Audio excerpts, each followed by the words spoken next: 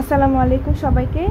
আজকে চ্যাপ্টার 2 সম্পর্কে আলোচনা করব। চ্যাপ্টার 2 হচ্ছে কম্পিউটার নেটওয়ার্কিং রিলেটেড কথাবার্তা বলবো আজকে।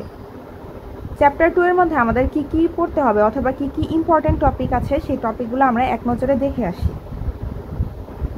প্রথম হচ্ছে ডেটা কিভাবে কমিউনিকেশন হয়, ব্যান্ডউইথ কি, ডেটা কমিউনিকেশনের উপাদান কি, কমিউনিকেশন গতি শ্রেণী বিভাগ, ডেটা ট্রান্সমিশন মেথড, ট্রান্সমিশন দক্ষতা নির্ণয়, ডেটা ট্রান্সমিশন মোড, ডেটা কমিউনিকেশনের মাধ্যম, wireless internet access point, mobile communication, মোবাইলের প্রজন্ম, communication system and networking, communication device, network topology and cloud computing. প্রথম থেকেই আমরা আলোচনা শুরু করব। প্রথম আমরা যেহেতু চ্যাপ্টার 2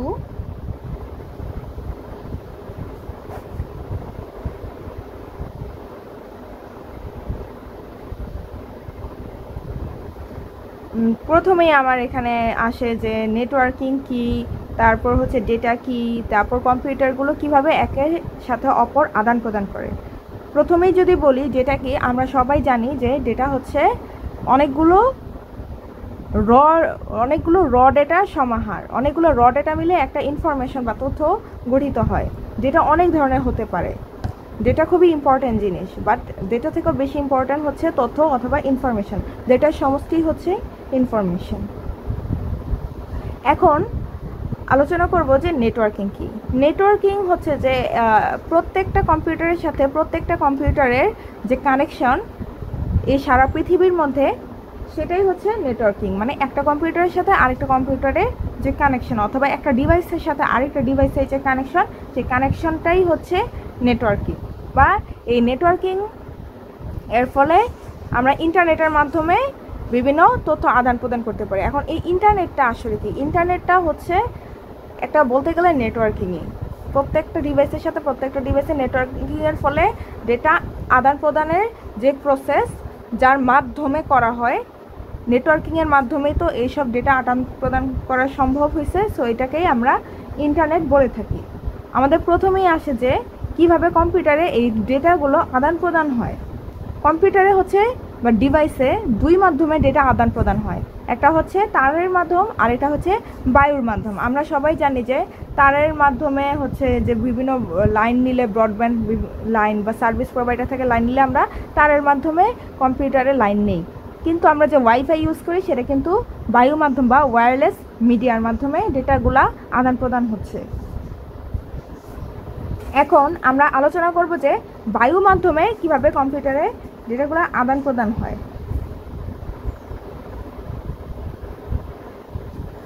আমরা চিত্র এঁকে বোঝার চেষ্টা করব, তাহলে আমাদের কাছে ধারণাটা ক্লিয়ার হয়ে যাবে। এটা একটা কম্পিউটার, অ্যান্ড প্রত্যেকটা কম্পিউটারের সাথে একটা মডেম জড়িত থাকে। মানে মডেম থাকে প্রত্যেকটা কম্পিউটারের সাথে, মডেম। আর এটা হচ্ছে আমার সেন্টার কম্পিউটার, যে কম্পিউটার থেকে আমি ডেটাটা সেন্ড করব।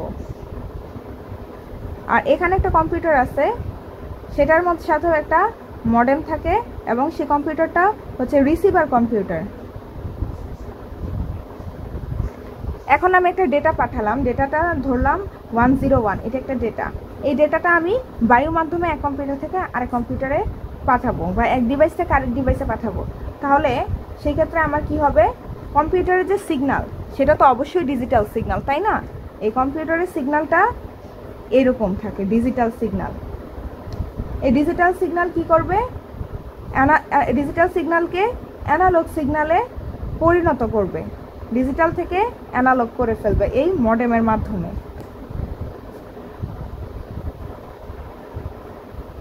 এই যে ডিজিটাল থেকে অ্যানালগ সিগন্যালে রূপান্তর করলো, এটাকে বলা হচ্ছে মডিউলেশন।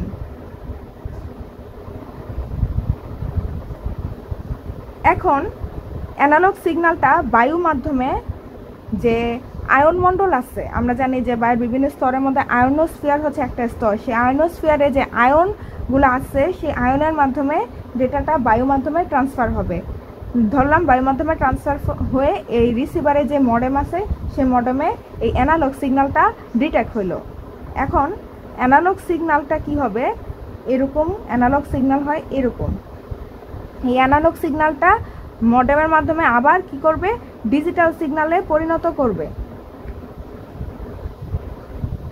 ডিজিটাল সিগন্যালে পরিণত করার ফলে কম্পিউটার বুঝতে পারবে যে ডেটাটা কি। অ্যানালগ সিগন্যাল তো সে বুঝতে পারবে না। এই যে অ্যানালগ থেকে ডিজিটাল সিগন্যালে কনভার্ট করলো, এটাকে বলা হচ্ছে ডিমডুলেশন।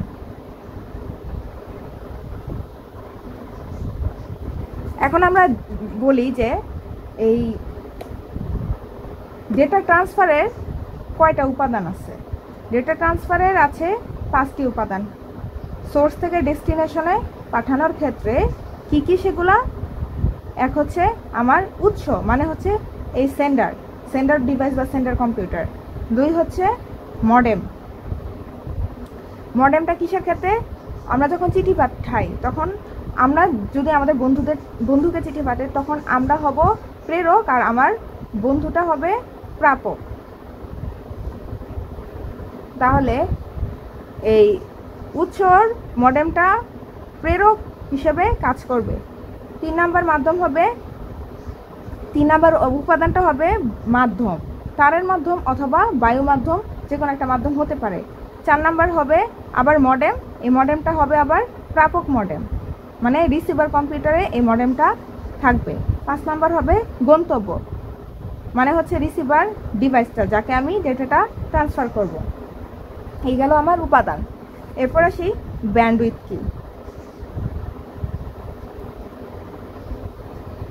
ব্যান্ডউইথ হচ্ছে প্রত্যেক সেকেন্ডে যেই পরিমাণ ডেটা ট্রান্সফার করে সেটাকেই বলা হচ্ছে ব্যান্ডউইথ, মানে 1 সেকেন্ডে যে পরিমাণ ডাটা ট্রান্সফার হয়।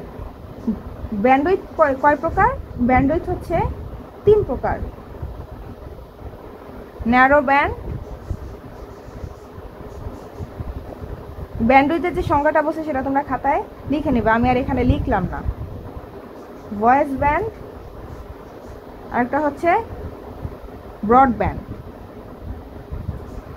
এখন ন্যারো ব্যান্ডটা কি, ন্যারো ব্যান্ড হচ্ছে প্রতি সেকেন্ডে 45 থেকে 300 ডাটা ট্রান্সফার করে, মানে বিট পার সেকেন্ড, বিট প্রতি সেকেন্ডে 45 থেকে 300টা করে দেয়। ভয়েস ব্যান্ড হচ্ছে আগেকার কালে ন্যারো ব্যান্ডটা ইউজ করা হতো, এটার ইউজ এখন আর দেখা যায় না। ভয়েস ব্যান্ড হচ্ছে 301 থেকে 900 বিপিএস, মানে প্রতি সেকেন্ডে 301 থেকে 900 বিট ডেটা ট্রান্সফার করে। এটা আমরা সাধারণত ফোন কলের ক্ষেত্রে ব্যবহার করে থাকি। তারপর সবার লাস্টে এখন আসে ব্রডব্যান্ড, যেটা 1 মেগাবিট পার সেকেন্ড থেকে 1 গিগাবাইট পার সেকেন্ডে ডেটা ট্রান্সফার করে। এটার সাথে ইন্টারনেট যখন আমরা কানেকশন নেই তখন ব্রডব্যান্ড লাইনটা ইউজ করা হয়। আমরা জেনে রাখি 1 মেগাবিট সমান সমান 10⁶ বিপিএস, বিট পার সেকেন্ড। এখন আমরা আলোচনা করব হচ্ছে ডেটা ট্রান্সমিশন মেথড সম্পর্কে।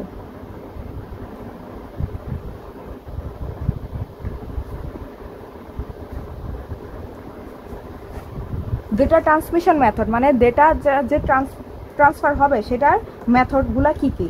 2 ধরনের মেথড আছে, একটা হচ্ছে সমান্তরাল মেথড আর এটা হচ্ছে অনুক্রম। সমান্তরাল হচ্ছে প্যারালাল মেথড আর অনুক্রম হচ্ছে সিরিয়াল। আমরা উদাহরণের মাধ্যমে দেখব যে সমান্তরাল আর সিরিয়াল মেথডগুলো কি কি।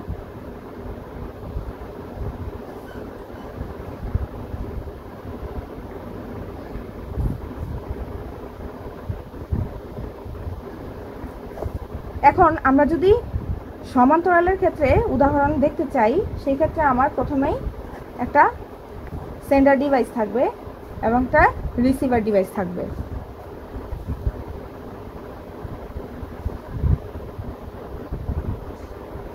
সেন্ডার ডিভাইস ধরলাম, আমি একটা ডাটা পাঠাবো সেন্ডার থেকে রিসিভারে, যে ডেটাটা হচ্ছে আমার 1010।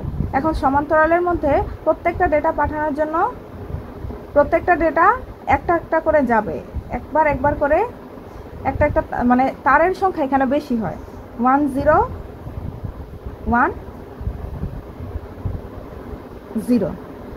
প্রত্যেকটা বিটের জন্য কিন্তু একটা করে আমার তার লাগছে, কারণ সমান্তরালে মানে একই সময় সবগুলা ডাটা আমার ট্রান্সফার হবে, যার ফলে কি একই সময় যদি সবগুলা ডেটা আমার ট্রান্সফার হয়ে যায় তাহলে এটার ক্ষেত্রে খুবই কম সময় লাগবে। এটা হচ্ছে একটা অ্যাডভান্টেজ সমান্তরালে। আর যেহেতু অনেকগুলা তার ইউজ করতে হয় সেই জন্য বেশি দূরের সেন্ডার রিসিভারের ক্ষেত্রে এই সমান্তরাল প্রসেসটা ফলো করা অনেক টাফ, কারণ এতগুলা তারের ক্ষেত্রে কস্টিংটা অনেক বেড়ে যাবে। এটা হচ্ছে একটা ডিসঅ্যাডভান্টেজ। সাধারণত আমরা কিবোর্ড মাউসের কানেকশনের ক্ষেত্রে, কাছাকাছি কোনো কানেকশনের ক্ষেত্রে এই সমান্তরাল মেথডটা ফলো করে থাকি। আর এবার আসি আমরা অনুক্রম বা সিরিয়াল।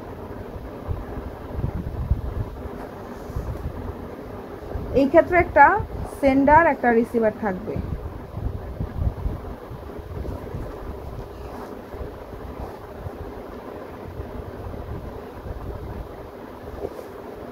এই ক্ষেত্রে একটা প্রাইমারি স্টোরেজ থাকবে। এখন এই প্রাইমারি স্টোরেজটার কাজ কি আমরা আসতেছি। এইটাও একটা প্রাইমারি স্টোরেজ, এটাও রিসিভারের ক্ষেত্রে একটা প্রাইমারি স্টোরেজ।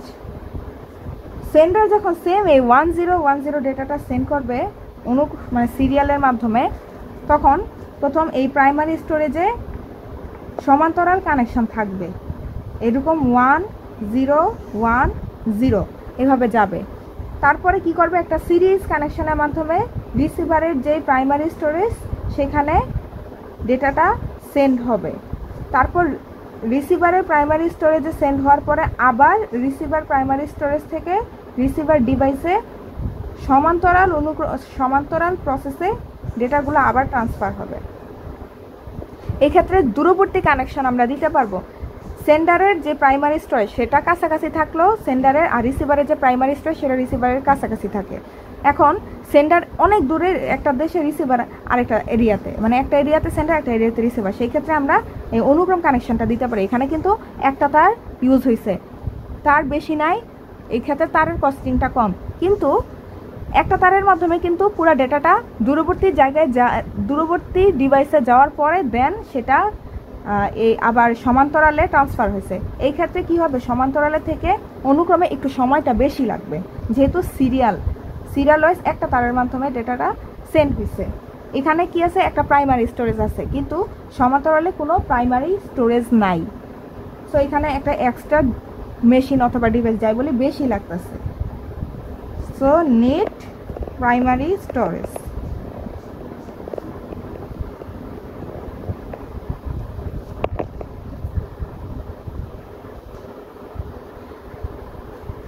আমরা তো অনুক্রম দেখলাম, এখন অনুক্রম হচ্ছে আবার 3 প্রকারের, 3 টাইপের। সেটা কি কি? Synchronous,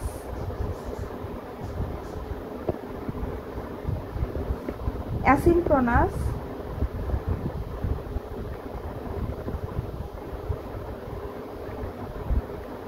isochronous.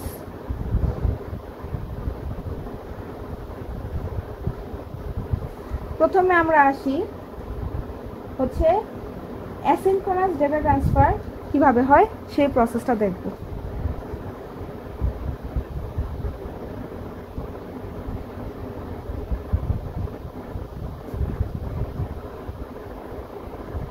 আমরা বইয়ে পড়ছি যে অ্যাসিনক্রোনাস হচ্ছে character by character data transfer হয়।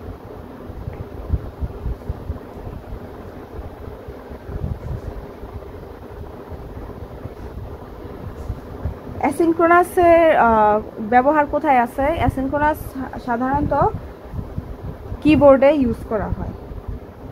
এটার এক্সাম্পলটা হচ্ছে কিবোর্ডের ক্ষেত্রে অ্যাসিনক্রোনাস মেথডটা ইউজ করা হয়। অ্যাসিনক্রোনাস আসছে কোত্থেকে? অ্যাসিনক্রোনাস আসছে কিন্তু এই অনুক্রম থেকে, মানে এই সিরিজ কানেকশন থেকে। হ্যাঁ, এখন এই সিরিজ কানেকশনটা কোথাকার, সেটা হচ্ছে ডাটা ট্রান্সমিশনের মেথড। তাহলে কিবোর্ডের ক্ষেত্রে যদি আমি অ্যাসিনক্রোনাস দিয়ে একটা উদাহরণ দেই, প্রথমে এটা একটা কিবোর্ড, কিবোর্ডে সিপিইউর সাথে কানেকশন দেওয়া থাকে, আর মনিটরের সাথে ফলাফল দেখানোর জন্য সিপিইউর সাথে আবার মনিটরও কানেক্ট থাকে, এটা মনিটর। আমি একটা ক্যারেক্টার কিবোর্ডের মধ্যে প্রেস করব, ধরলাম আমি এ প্রেস করলাম। এখন মানুষের ভাষা এ, কিন্তু কম্পিউটার তো আর এ মানে কি বুঝবে না, সেই এটাকে বাইনারিতে রূপান্তর করে নিয়ে যাবে। ধরলাম এর বাইনারি হচ্ছে এইটা, যদিও এটা এর বাইনারি না, কিন্তু আমি বুঝানোর জন্য এখানে ধরে নিলাম। তো এ কি একটা ক্যারেক্টার, তাই না?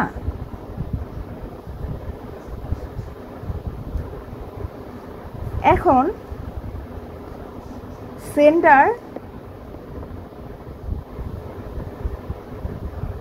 আমার কিবোর্ড হবে সেন্ডার, তাহলে রিসিভার কোনটা হবে? যখন আমি কিবোর্ডে একটা এ প্রেস করব, মনিটরটা হবে রিসিভার, কারণ সে আউটপুটটা দেখাচ্ছে আর ইনপুট দিচ্ছে আমি কিবোর্ডের মাধ্যমে।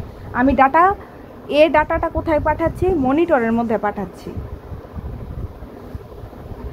আর এটা ধরলাম রিসিভার।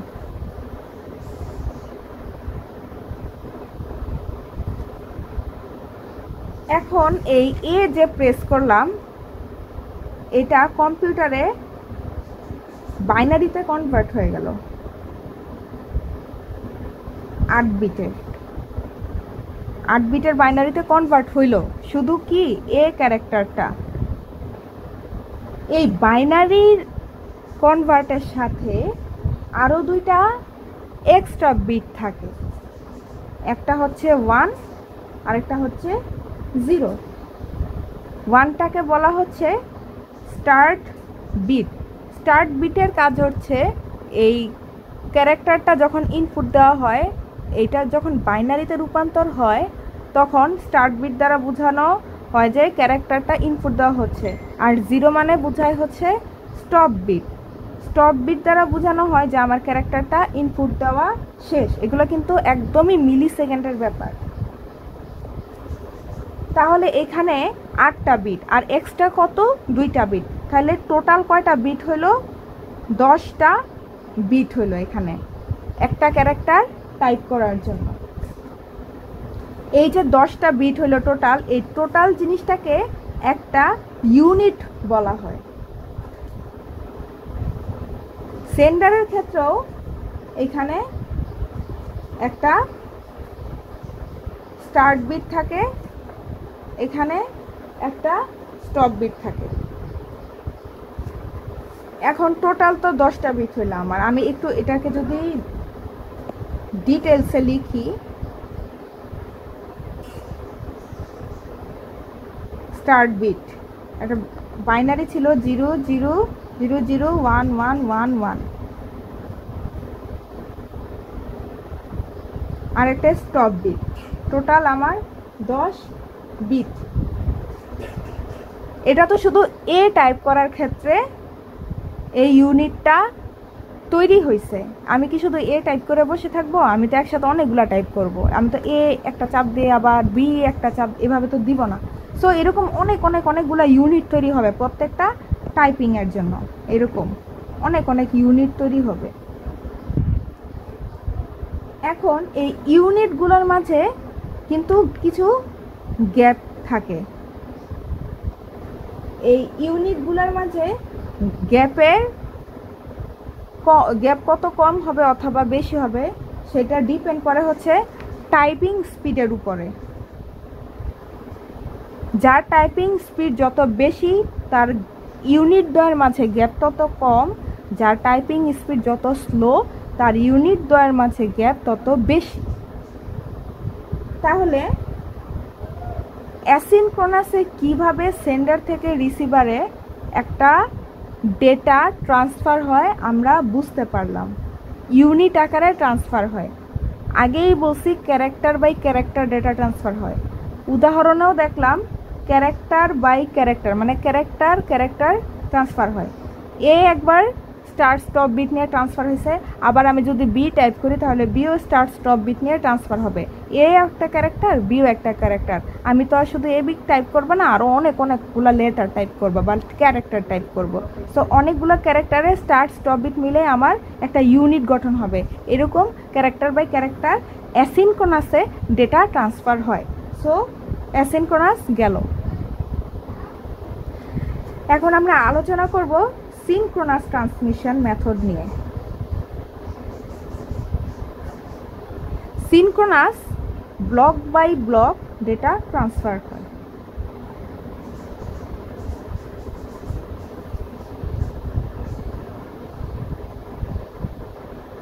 সিনক্রোনাসে যেহেতু block by block data transfer হয়, সেই ক্ষেত্রে একটা চিত্রের মাধ্যমে আমি তোমাদের দেখিয়ে দিচ্ছি যে কীভাবে block by block data transfer হয়।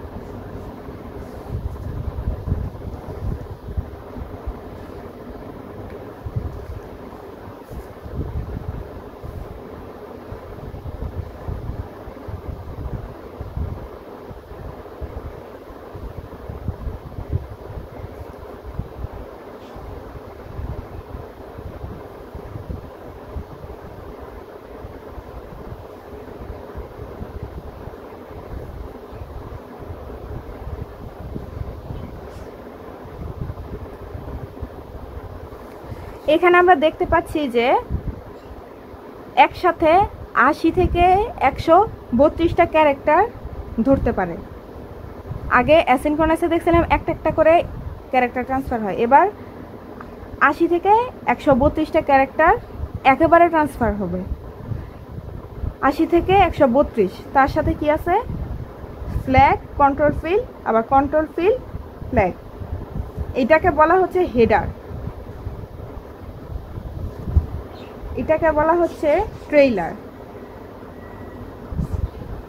আর এই যে মাঝখানে যে 80 থেকে 132টা ক্যারেক্টার ধরবে, এইটাকে বলা হচ্ছে ডেটা ফিল্ড। হেডারের মধ্যে দুইটা অংশ, ফ্ল্যাগ আর কন্ট্রোল ফিল্ড। ফ্ল্যাগ হচ্ছে 1 বাইট, 1 বাইট সমান সমান 8 বিট। কন্ট্রোল ফিল্ডও হচ্ছে 1 বাইটের। এখানেও সেম, এই ফ্ল্যাগও হচ্ছে 1 বাইট, এই কন্ট্রোল ফিল্ডও হচ্ছে 1 বাইট। তাহলে এখানে এক্সট্রা আরও কয়টা বাইট আছে? এখানে এক্সট্রা আছে আরও 4টা বাইট।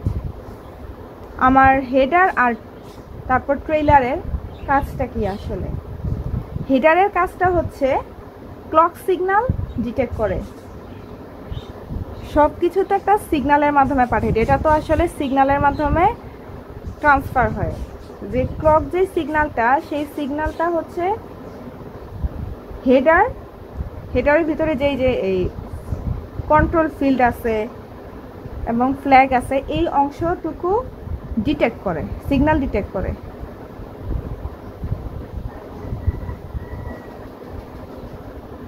সিগন্যাল ডিটেক্ট করার পরে নির্দিষ্ট সময় পর পর ব্লক আকারে ডেটা পাঠায়।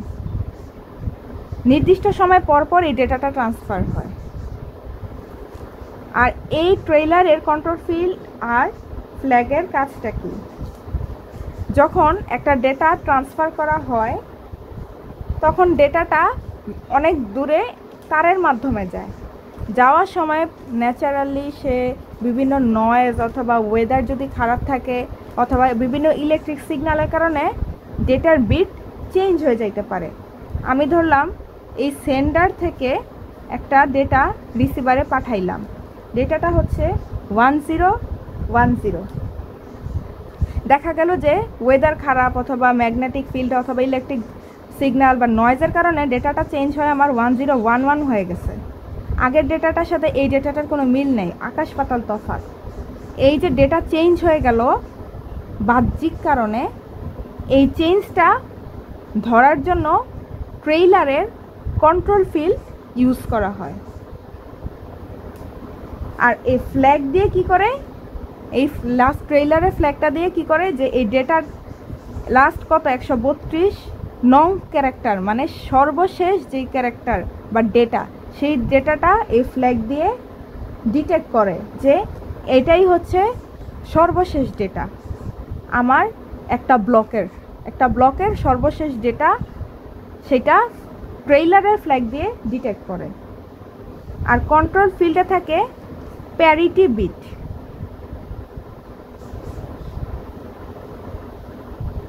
এই প্যারিটি বিট দিয়েই কিন্তু বোঝা যায় যে এই যে আমার ডাটাটা চেঞ্জ হয়ে গেছে, সেই ডাটাটা রিয়েল ডাটাটা কি ছিল আর চেঞ্জ হওয়ার পরে কি ডাটা হয়েছে, এই যে ডেটার মাঝে যে অসঙ্গতি সেটা প্যারিটি বিটের মাধ্যমে ডিটেক্ট করা হয় এবং সেই ডেটাটা আবার আগের মতো রিয়েল ডেটায় ফিরিয়ে নিয়ে আসা হয়।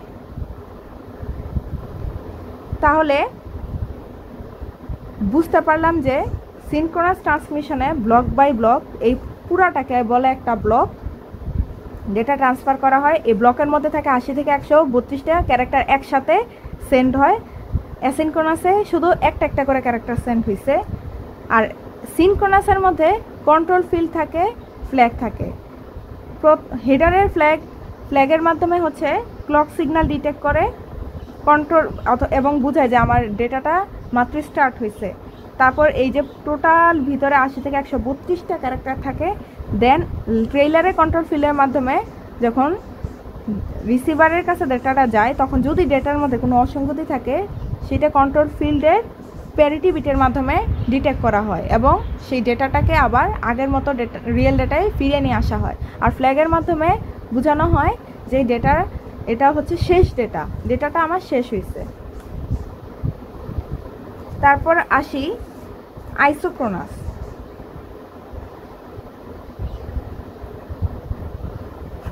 এইটা হচ্ছে mix of synchronous and asynchronous method.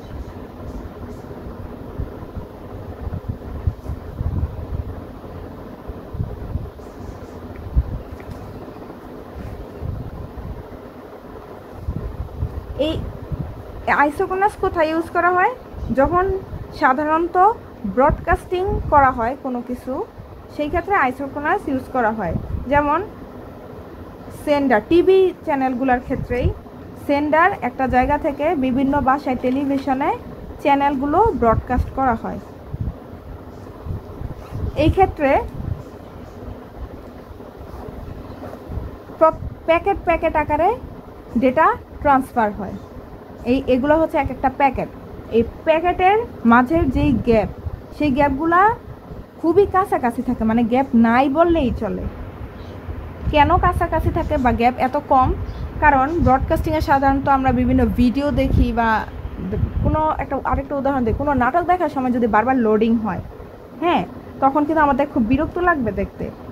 এই গ্যাপগুলোর মাঝে প্যাকেটগুলোর মাঝে গ্যাপগুলা এত কম থাকে, যার জন্য কি হয় যে ফ্রেমগুলো খুব দ্রুত আসে। ভিডিও মানেই তো ফ্রেম, প্রত্যেকটা ফ্রেম মিলেই তো একটা ভিডিও গঠিত হয়। তো ফ্রেমগুলো যত ফাস্ট আসবে ভিডিওটা তত ফাস্ট হবে বা ক্লিয়ার হবে তত।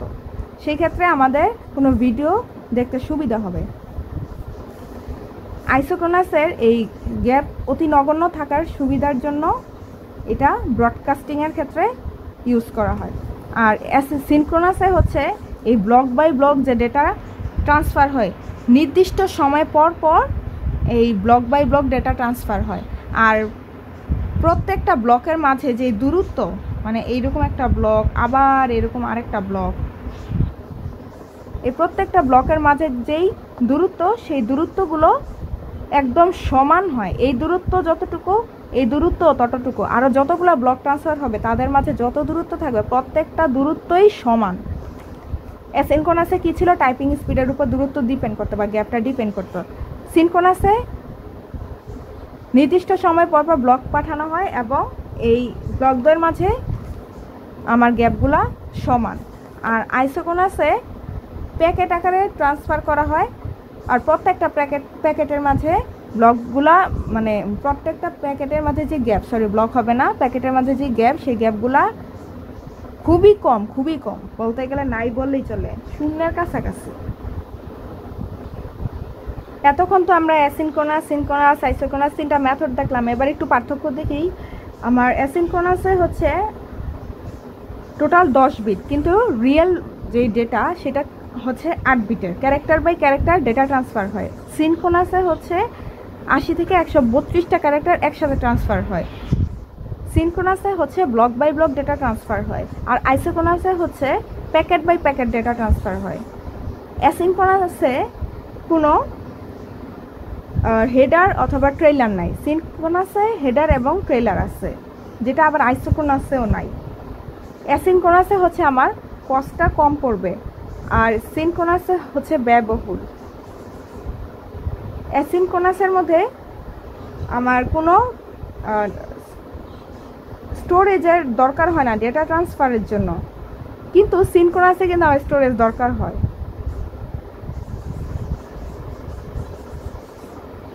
আর আইসোক্রোনাসেও কোনো হেডার অথবা ট্রেইলার নেই। সিনক্রোনাসে আমরা একটা দেখছি যে যদি ডেটাটা লস হয় মানে চেঞ্জ হয়ে যায়, সেই ক্ষেত্রে রিকভারের অপশন থাকে প্যারিটি বিটের মাধ্যমে, যেটা অ্যাসিনক্রোনাসেও থাকে না, অ্যাসিনক্রোনাসে ডিটেক্টর অপশনও থাকে না, আর আইসোক্রোনাসেও হচ্ছে কোনো রিকভারের অপশন থাকে না অথবা ডিটেক্ট করার অপশন থাকে না যদি ডেটাটা চেঞ্জ হয়ে যায়। সো অ্যাসিনক্রোনাসে হচ্ছে স্টার্ট স্টপ বিট আছে, যেইখানে সিনক্রোনাসে কোনো স্টার্ট আর স্টপ বিট নাই। সো এই উদাহরণের মাধ্যমে বা চিত্রের মাধ্যমে যাই বুঝলাম, এখান থেকে কিন্তু অনেকগুলো পার্থক্য বের হয়ে গেছে। পরীক্ষায় যদি সিনক্রোনাস আর অ্যাসিনক্রোনাসের পার্থক্য আসে, আমরা সবাই আশা করি লিখতে পারবো। এই পার্থক্যটা খুবই ইম্পর্টেন্ট। এবার আমরা একটা অঙ্ক করব, সেটা হচ্ছে ডেটা ট্রান্সমিশনের দক্ষতা নির্ণয়ের উপরে।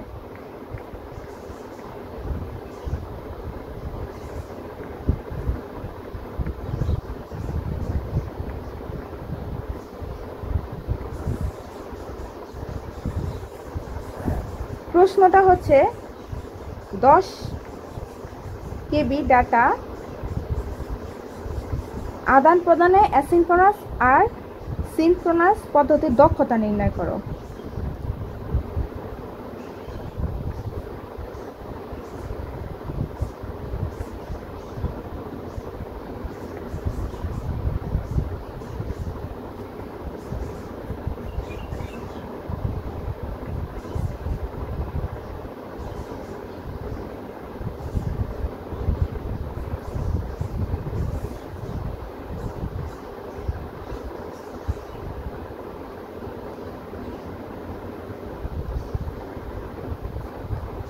আমরা একটা সূত্র জানি, দক্ষতা ইটা সমান সমান প্রকৃত ডেটা বাই মোট ডেটা ইন্টু 100%। প্রথমে যদি আমি অ্যাসিনক্রোনাসের ক্ষেত্রে দক্ষতা নির্ণয় করতে যাই,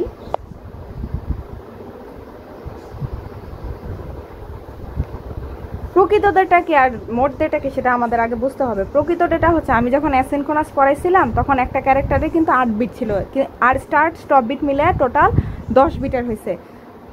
সো ওই ক্যারেক্টারটার ক্ষেত্রে প্রকৃত ডেটা হচ্ছে 8 বিট আর মোট ডেটা হচ্ছে 10 বিট। প্রশ্নে বলা আছে 10 কেবি ডেটা আদান প্রদানে, তাহলে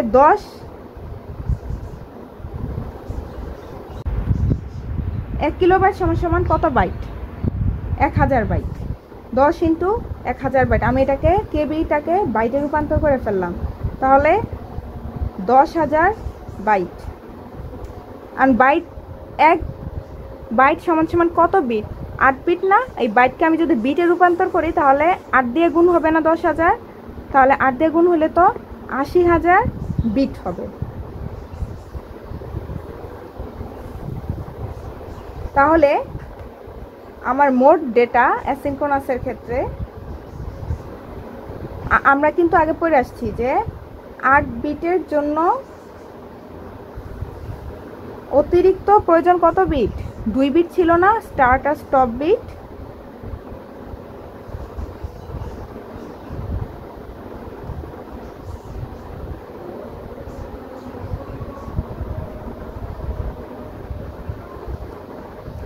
তাহলে এই যে আমার 80,000 বিট বের হয়েছে, সেই 80,000 বিটের জন্য অতিরিক্ত বিটের প্রয়োজন কয়টা? ঐকিক নিয়ম 2 ইন্টু 80,000 ভাগ 8, হিসাব নিকাশ করলে অতিরিক্ত 20,000 বিট প্রয়োজন। তাহলে অতিরিক্ত পরিমাণ আমার বের হয়ে গেছে।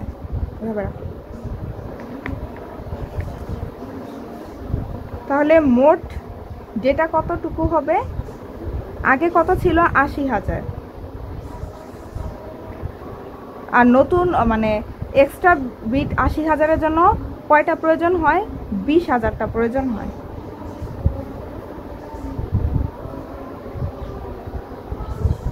তাহলে টোটাল কত? 1 লাখ। 1 লাখ বিট মোট ডেটা। তাহলে এবার সূত্রের মধ্যে যদি বসাই, প্রকৃত ডেটা আমার কত? 80,000 বেরিয়েছিল না 10 কেবির জন্য, আর মোট ডেটা কত বের হয়েছে? 1 লাখ বের হয়েছে না, ইন্টু 100%। এটাকে যদি আমি হিসাব নিকাশ করি তাহলে আমার আসে 80%। এটা হলো অ্যাসিনক্রোনাসের ক্ষেত্রে দক্ষতা। এবার যদি সিনক্রোনাসের ক্ষেত্রে ধরি, সিনক্রোনাসের তো block by block data transfer হয়, যেখানে কন্ট্রোল ফিল্ড থাকে, মানে হেডার টেইলার থাকে, আর একটা প্রাইমারি স্টোরেজ থাকে। এটাই হচ্ছে সেই প্রাইমারি স্টোরেজ, যেখানে 80 থেকে 132টা ক্যারেক্টার ধরতে পারে একসাথে। তাহলে এখানে এখানে 1 বাইট, এখানেও 1 বাইট, এখানে 1 বাইট, এখানেও 1 বাইট। মনে আছে? Control field, flag, flag, control field, প্রত্যেকটার জন্য হেডার টেইলারে 1 বাইট করে। তাহলে এখানে হলো মোট 2 বাইট, এখানে 2 বাইট। তাহলে টোটাল কত হলো? 4 বাইট। বাইট। একটা জিনিস মনে রাখবা, বিটকে ছোট হাতের বি লেখা হয় আর বাইটকে বড় হাতের বি লেখা হয়। তাহলে আমরা প্রকৃত ডেটাটা কিভাবে বের করব? আমি তো আগেই বের করছি। আমার প্রকৃত ডেটা কত? 80,000 বিট ছিল না?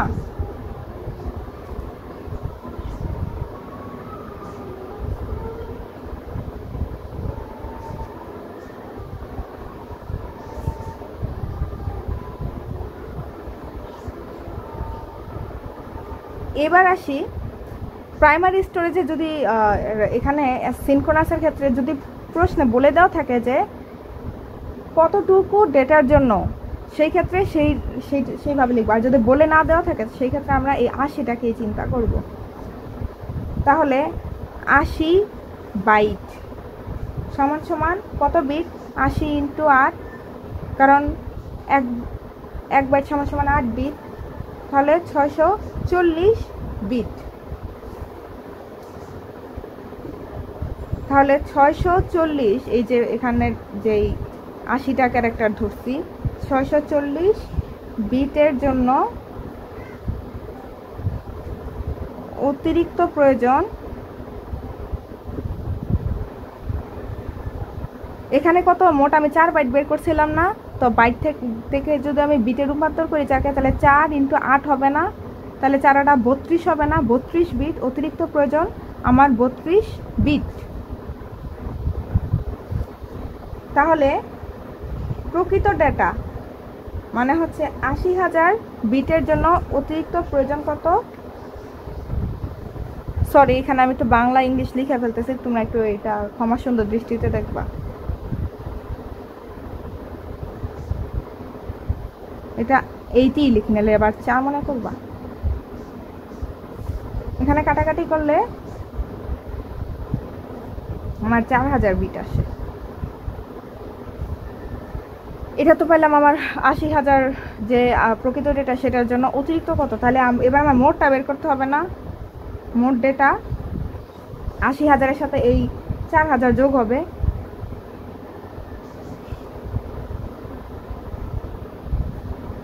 84,000 বিট। এটা হচ্ছে মোট। এবার সূত্রে চলে যাই, প্রকৃত ডেটা বাই মোট ডেটা। প্রকৃত ডেটা আমার 80,000, মোট ডেটা হচ্ছে 84,000 ইন্টু 100%। এইটা আসে 95.24%।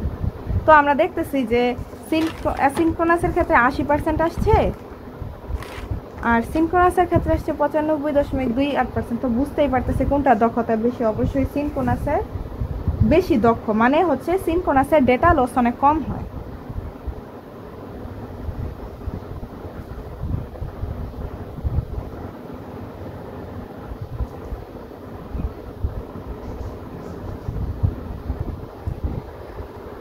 এবার আসি ডেটা ট্রান্সমিশন মোড সম্পর্কে।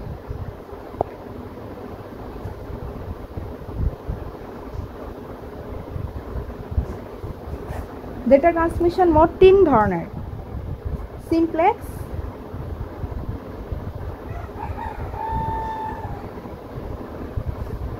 Half duplex, full duplex.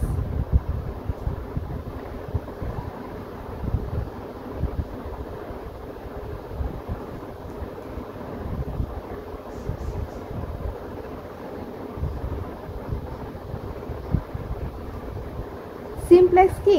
এটা হচ্ছে একতরফা, মানে শুধু সেন্ডই হয় বাট ওইখান থেকে কোনো ফিডব্যাক আসে না। সেইটা যেমন হচ্ছে টিভিতে যেমন চ্যানেলগুলো ব্রডকাস্ট করা হয় সেটা যেমন একতরফা, এটা হচ্ছে সিমপ্লেক্স, মানে শুধু একমুখী, উল্টামুখী না। আর হাফ ডুপ্লেক্স হচ্ছে যে দুই পাশেই ট্রান্সমিট হবে ডেটা, কিন্তু একই সময় হবে না। ডেটা দুই পাশে ট্রান্সমিট হবে কিন্তু এটা এক সময় হবে না। ওয়াকি টকির ক্ষেত্রে এটা ইউজ করা হয়। ওয়াকি টকিতে যখন একজন কথা বলে, যে কথা বলে সেই অপর প্রান্ত থেকে যে কথাটা শুনে সে কিন্তু কোনো কিছু বললে শুনতে পারবে না। প্রথমজন যখন কথা বলা শেষ করবে তখন অপর প্রান্ত থেকে দ্বিতীয়জন যখন কথা বলবে তখন সে কথাটা বললে আবার অপর প্রান্ত থেকে শুনতে পারবে। কিন্তু আমরা যখন ফোনে যখন কথা বলি তখন কিন্তু দুইজনে সমানভাবে কথা বলেই কিন্তু দুইজনের কথা শুনতে পারি এবং দুইজনই দুইজনের কথা শুনতে পারতেছি। কিন্তু ওয়াকি টকির ক্ষেত্রে এরকম না, একজন শুনবে, একজনের বলা শেষ হলে দেন আরেকজন বলতে পারবে। এটা হচ্ছে হাফ ডুপ্লেক্স, সেটা ওয়াকি টকিতে ইউজ করা হয়। আর ফুল ডুপ্লেক্স আমরা সবাই জানি, একই সাথে দুইজন যেমন কথা বলতে পারবে, শুনতে পারবে, মানে বুঝাইতেছে যে একই সাথে দুই পাশ থেকে ডেটাটা ট্রান্সমিট হবে। সবই তো ডেটা ট্রান্সমিটারের ব্যাপার সেপার। তো এটা সাধারণত আমরা ফোনের ক্ষেত্রে ইউজ করে থাকি।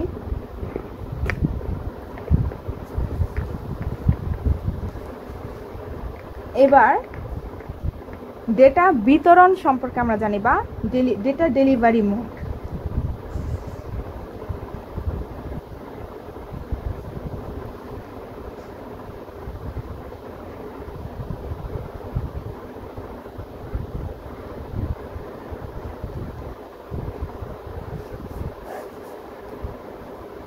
সেটা আবার 5 ধরনের: unicast,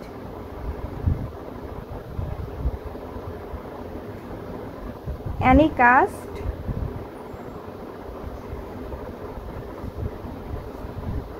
broadcast, multicast, জিওকাস্ট।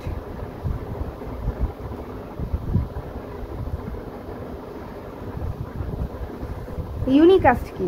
1 number, unicast হচ্ছে, এটা হচ্ছে আমার একজন সেন্ডার, সে ডেটা পাঠাবে, এর মধ্যে যে কোনো একজনকে ডেটা পাঠাবে, এ যাকে পাঠাবে জাস্ট সেই ডেটাটা পাবে, এছাড়া আর অন্য কেউ পাবে না। এ যদি সি কে ডেটা পাঠায় শুধুমাত্র সি পাবে, আর অন্য কেউ পাবে না। ব্রডকাস্ট কি করে? ইউনিকাস্টের পর অ্যানিকাস্ট আসে, ব্রডকাস্ট একটু পরে আসে। অ্যানিকাস্টটা হচ্ছে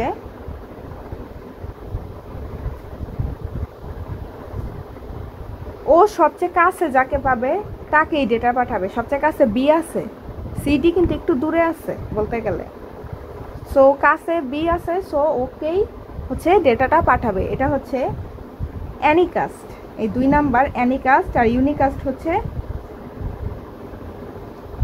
যাকে পাঠাবে সেই ডেটাটা পাবে। এরপর আসি ব্রডকাস্ট। 3 নাম্বারে ছিল ব্রডকাস্ট। ব্রডকাস্ট কি?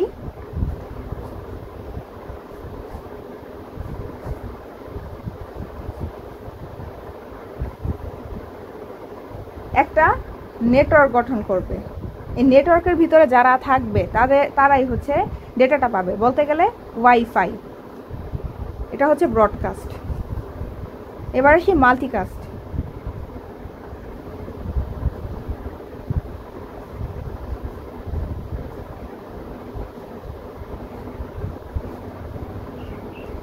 এইখানে যারা অ্যাক্সেস পাবে শুধুমাত্র তাদেরই ডেটা পাঠাতে পারবে, মানে হচ্ছে যারা অ্যাক্সেস পাবে তারাই ডেটা পাবে, অ্যাক্সেস যারা পাবে না তারা ডেটাটা পাবে না। এটা ভিডিও কনফারেন্সিংয়ের ক্ষেত্রে,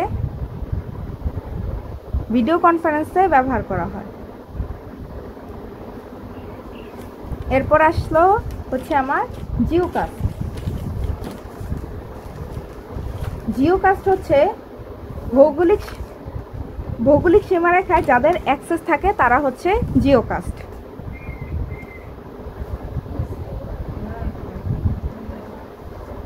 এই একটা ভৌগোলিক সীমারেখা, একটা নির্দিষ্ট এরিয়ায় যদি এবিসি থাকে, ওই নির্দিষ্ট এরিয়ার মধ্যে যারা আছে শুধুমাত্র তারাই ডেটাটা রিসিভ করবে।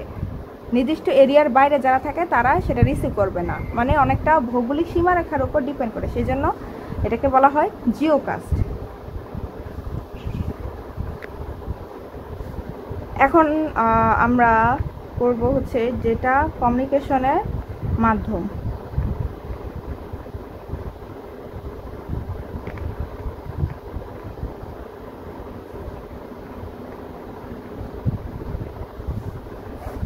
যেটা কমিউনিকেশন দুইটা তো মাধ্যম আমি আগেই বুঝছি, একটা তারের মাধ্যমে একটা বায়ুর মাধ্যমে। সেটাকে এইভাবেও বলা হয় গাইডেড, আনগাইডেড। গাইডেডটা হচ্ছে আমার কেবল কানেকশন, আর আনগাইডেডটা হচ্ছে বায়ু মাধ্যম। বায়ু মাধ্যমে যেই কানেকশন সেটা নির্দিষ্ট কোনো ডিরেকশন থাকে না। বায়ুমণ্ডলের আয়নোস্ফিয়ার স্তরের আয়নের মাধ্যমে ডেটা ট্রান্সফার হয়। আর গাইডেড যেটা তারের মাধ্যম, সেই ক্ষেত্রে ইলেকট্রিক্যাল সিগন্যালের মাধ্যমে এক জায়গা থেকে আরেক জায়গায় ডেটা ট্রান্সফার করে, ইলেকট্রিক্যাল সিগন্যালের মাধ্যমে। আর বায়ু মাধ্যম হচ্ছে আয়নোস্ফিয়ারের মাধ্যমে।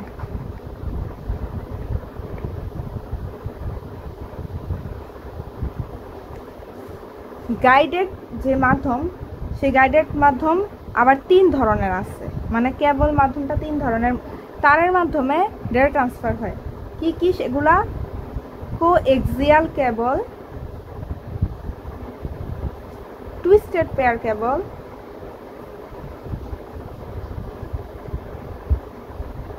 Fibre, optical fibre.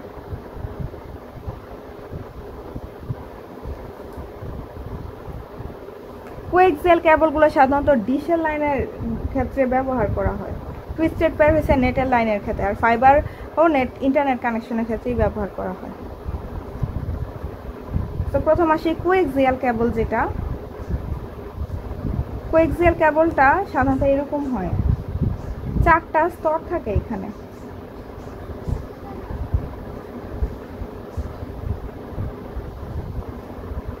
এটাকে বলা হয় জ্যাকেট ব্ল্যাঙ্ক। এটা জ্যাকেট, এটা ব্ল্যাক কালারের হয়। এইখানে যেটা থাকে সেটা হচ্ছে কপারের থাকে। কপার কি পরিবাহী না?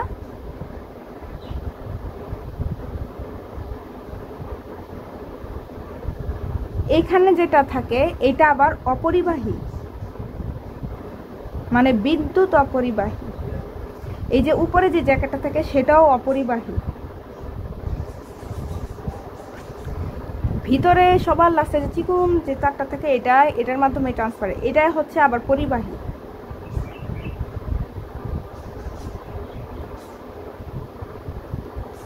এই পরিবাহী এই তারটাকে এই 3টা লেয়ারের মাধ্যমে সুরক্ষা দেওয়া হয়। উপরে যেই জ্যাকেটটা ব্ল্যাক কালারের সেটা পরবর্তী পরিবাহী কপারকে সুরক্ষা দেয়। পরিবাহী কপারের পরের স্তর হচ্ছে আবার অপরিবাহী পদার্থ, তার ভিতরে সর্বশেষে আছে আবার পরিবাহী পদার্থ, যেটার মাধ্যমে ডেটা ট্রান্সফার হয়। এখন প্রশ্ন আসতে পারে, আমার 2টা পরিবাহী দরকার হবে কেন? এটাও পরিবাহী আবার এটাও পরিবাহী। 2টা পরিবাহী দরকার এই জন্য যে ডেটা যেন চেঞ্জ না হয়ে যায়, সেই জন্য আরেকটা পরিবাহী দরকার হয়। ডেটা চেঞ্জ হইতেই পারে, নয়েজের কারণে হইতে পারে, বা বিভিন্ন ইলেকট্রিক্যাল ম্যাগনেটিক ফিল্ডের কারণে চেঞ্জ হইতে পারে, বা ওয়েদার খারাপ থাকলে সেই ক্ষেত্রে চেঞ্জ হয়ে যেতে পারে। চেঞ্জ যেন না হয় সেই জন্যই 2টা পরিবাহী ইউজ করা হয়। কোএক্সিয়াল আবার 2 টাইপের আছে, একটা হচ্ছে থিন নেট, আরটা হচ্ছে থিক নেট।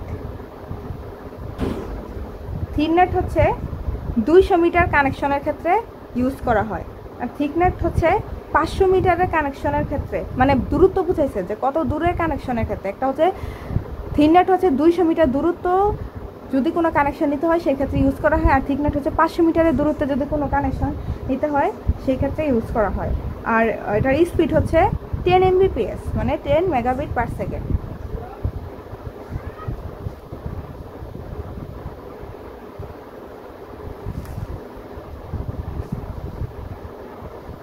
এই কেবলগুলা আমরা ক্লাসে দেখব বিভিন্ন চিত্রের মাধ্যমে যে কেবলগুলো দেখতে কেমন হয় আসলে, সেগুলো তখন চিত্র দিয়ে দেখাবো। এই মুহূর্তে আমরা খাতা কলমে থিওরিটিক্যাল পড়তেছি। সো এই চ্যাপ্টারটা হচ্ছে অনেকটা থিওরিটিক্যাল চ্যাপ্টার, যদিও এই চ্যাপ্টারটা অনেক থিওরিটিক্যাল তারপরও এই চ্যাপ্টারে বোঝার মতো অনেক কিছুই আছে। 1 নাম্বার চ্যাপ্টারটা যেমন শুধুই থিওরিটিক্যাল, বানায় বানায় অনেক কিছু লেখা যায়, এই চ্যাপ্টারটাও থিওরিটিক্যাল, কিন্তু যদি আমরা বুঝতে পারি সেক্ষেত্রে আমরা লিখতে পারবো, কিন্তু একদম না বুঝে বানায় বানায় লেখাটা আসলে এই চ্যাপ্টারের জন্য সম্ভব না। চ্যাপ্টারটা অনেকের কাছে একটু কঠিন লাগতে পারে, কারণ এখানে মুখস্থের অনেক ব্যাপার স্যাপার আছে। যদি কোডিং হইতো বা ম্যাথ রিলেটেড হইতো সেক্ষেত্রে বুঝলেই হয়ে যেত, কিন্তু এখানে অনেক ওয়ার্ড আছে, কিছু কিওয়ার্ড আছে, আমি বুঝাচ্ছি ঠিকই, কিন্তু বইয়ের ভিতরে আরও অনেক কিছু কিওয়ার্ড আছে যেগুলো আমার লেখার সময় ইউজ করতে হয়। আমি আশা করি যে আমি আমি যতটুকু বুঝাচ্ছি অতটুকু যদি কেউ ভালো মতো বুঝতে পারে, বইয়ের যে পড়াগুলো আছে সেগুলা জাস্ট রিডিং করলেই তার আর কষ্ট করে মনে রাখার জন্য মুখস্থ করতে হবে না, সে জাস্ট রিডিং করলেই ব্যাপারটা বুঝতে পারবে, ক্লিয়ার হয়ে যাবে। জাস্ট কিওয়ার্ডগুলো তার একটু মাথায় থাকলেই চলবে। আর এখানে কিন্তু একটা অঙ্ক দেখাইছি যে দক্ষতা নির্ণয়, আর পুরো চ্যাপ্টারটার মধ্যে বলতে গেলে এই একটা অঙ্কই যদি ইম্পর্টেন্ট থাকে তাহলে এই একটা অঙ্কই হচ্ছে ইম্পর্টেন্ট। বলতে পারে যে দক্ষতা নির্ণয় করো, এরকম দিয়ে দিতে পারে যে সিনক্রোনাস বা অ্যাসিনক্রোনাসের ক্ষেত্রে। সো ওইটা আমি তোমাদের দেখাইছি, আর কি যদি ওইটা না বুঝো তাহলে আমাকে প্রশ্ন করবা। আর এখানে আছে যেমন তোমাদের আরও বলছিলাম যে কি কি জিনিস আছে। এই যে এখানে ফার্স্টে আমরা ডাটা কীভাবে কমিউনিকেশন হয়, অবশ্যই কম্পিউটার নেটওয়ার্কিং, বিভিন্ন কম্পিউটার নেটওয়ার্কিংয়ের মাধ্যমে। তারপর ব্যান্ডউইথ কি, 1 সেকেন্ডে যতটুকু ডেটা ট্রান্সফার হয় সেটাই। তারপর ডেটা কমিউনিকেশনের বিভিন্ন উপাদান করেছিলাম, কয়টা উপাদান আছে, কমিউনিকেশন গতি, শ্রেণীবিভাগ, কত ধরনের গতির উপর ডিপেন্ড করে শ্রেণীবিভাগও পড়াইছি। তারপর হচ্ছে ডেটা ট্রান্সমিশন মেথড পড়াইছি, ট্রান্সমিশনের দক্ষতা নির্ণয় পড়াইছি। তারপর ডেটা ট্রান্সমিশন মোড পড়াইছি, 3 ধরনের মোড আছে, simplex, half duplex, full duplex. Data কমিউনিকেশনের মাধ্যম এখানে পড়াইছে 2টা মাধ্যম, তার মাধ্যম, বায়ু মাধ্যম। তার মাধ্যমের মধ্যে আবার 3টা পার্ট আছে, coaxial cable, twisted pair cable, fiber optical কেবল। তার মধ্যে কোএক্সিয়াল কেবল স্পিড কত, কোন ক্ষেত্রে ইউজ করা হয়, কোএক্সিয়াল কেবলের গঠন কেমন, কী কী উপাদান দ্বারা গঠিত সেটা পড়াইছি, কিন্তু বাকি যে 2টা সেগুলো পরবর্তী ক্লাসে পড়াবো। সো আজকের মতো আমরা এই পর্যন্তই পড়লাম, এর বেশি কিছু না পড়লাম, কারণ একসাথে এত কিছু পড়তে গেলে আসলে মাথায় অনেক জ্যাম লেগে যাবে আর কি। আর অবশ্যই সিনক্রোনাস আর অ্যাসিনক্রোনাসের যে পার্থক্যটা বা আইসোক্রোনাসের সাথে যে পার্থক্যটা, সেই পার্থক্যটা খুবই ইম্পর্ট্যান্ট। অনেকে সিনক্রোনাস শুধু এতটুকুই বলতে পারে যে ক্যারেক্টার বাই ক্যারেক্টার বা block by block data transfer, কিন্তু কীভাবে ডেটা ট্রান্সফার হয়, জিনিসগুলো আসলে কি, সেগুলো বুঝতে পারে না। অ্যাসিনক্রোনাস হচ্ছে যে কিবোর্ড মাউসের ক্ষেত্রে ইউজ করা হয়, আর সিনক্রোনাস কানেকশনে দূরবর্তী যখন কোনো কানেকশন দেওয়া হয় সেক্ষেত্রে সিনক্রোনাসটা ইউজ করা হয়, যেহেতু সিনক্রোনাসের দক্ষতা বেশি অ্যাসিনক্রোনাসের থেকে। দক্ষতা বেশি মানে হচ্ছে ডেটা লস অনেক কম হয়, আমরা তো চাবই যে ডেটা লস যেন কম হয়। আর হচ্ছে যে আর কি পড়াইছি এখানে, সিনক্রোনাস আর অ্যাসিনক্রোনাস কীভাবে কাজ করে সেটাও দেখলাম। তারপর হচ্ছে যে ডেটা ট্রান্সমিশনের গতি, সেখানে ছিল সমান্তরাল বা অনুক্রম, প্যারালাল বা সিরিজ। কীভাবে সমান্তরাল কাছের জিনিসের ক্ষেত্রে ইউজ করা হয়, আর প্যারালাল হচ্ছে দূরবর্তী জিনিসের ক্ষেত্রে ইউজ করা হয়। কীভাবে সমান্তরালে ডেটা ট্রান্সফার করা হয়, আর অনুক্রমে কীভাবে ডেটা ট্রান্সফার হয় সেটাও আমি তোমাদের দেখাইছি। আর অনুক্রমের ভিতরে কিন্তু পড়ছে আমার অ্যাসিনক্রোনাস, সিনক্রোনাস আর আইসোক্রোনাস, এই 3টা পার্ট পড়ছে অনুক্রমের ভিতরে। সো এটাই ছিল ডেটা ট্রান্সমিশনের মেথড। আর ব্যান্ডউইথ বলতে তো গতিই বুঝাইছে, এই ব্যান্ডউইথ বলতে তো ডেটা ট্রান্সমিশনের যে গতি শ্রেণীবিভাগ, এই যে যেমন ন্যারো ব্যান্ড আছে, ভয়েস ব্যান্ড আছে, ব্রড ব্যান্ড আছে, এগুলো কি বিভিন্ন গতি না? 45 থেকে 300, 1 থেকে 900, 1 মেগাবাইট থেকে 1 গিগাবাইট, এগুলো সবই হচ্ছে গতি। ব্যান্ডউইথ হচ্ছে গতি, মানে 1 সেকেন্ডে কতটুকু ডেটা ট্রান্সফার হচ্ছে। তারপর উপাদান পড়াইছি, কী কী উৎস হইতে পারে। তারপরে একটা কম্পিউটার থেকে মডেমের মাধ্যমে কিভাবে কনভার্ট হয়, সেটা ডিজিটাল সিগন্যালের মাধ্যমে অ্যানালগ সিগন্যালের মাধ্যমে কনভার্ট হয়, সেটাকে বলা হয় মডুলেশন। কনভার্ট হওয়ার মাধ্যমে বায়ু মাধ্যমে যায়, বায়ু মাধ্যম থেকে আবার মডেমের মাধ্যমে ডেটা ডিটেক্ট করে, তারপর সেই অ্যানালগ সিগন্যালটাকে ডিটেক্ট করে, অ্যানালগ সিগন্যাল থেকে আবার পিসিতে ডিজিটাল সিগন্যাল হয়, তারপর আমরা ডেটাটা দেখতে পাই। এই প্রসেসটাকে বলা হচ্ছে ডিমডুলেশন। সো আমরা বায়ু মাধ্যমে ডেটা কীভাবে ট্রান্সফার হয় সেটাও দেখলাম। সো অনেক কিছুই দেখা ফেলছি। আর আমার কথা বলাতে অনেক সময় দেখা যায় যে অনেক কিছু আটকায় যায়, বা বলতে গেলে একটু উচ্চারণের প্রোনাউন্সিয়েশনের সমস্যা হয়। এটা তোমরা একটু ক্ষমা সুন্দর দৃষ্টিতে দেখবা, অথবা আমি লেখার সময় অনেক সময় বাংলা ইংলিশ মিলাই ফেলি লেখার ক্ষেত্রে, এটাও তোমরা একটু দয়া করে ক্ষমা সুন্দর দৃষ্টিতে দেখবা, কারণ এই মানুষের কিছু ভুল থাকতেই পারে। আমি চেষ্টা করব এগুলো শুধরায় নেওয়ার। তোমরা আমিও আশা করি তোমরা বুঝতে পারবা। তাহলে আজকের মতো এই পর্যন্তই। ভালো থাকো, সুস্থ থাকো, আল্লাহ হাফেজ।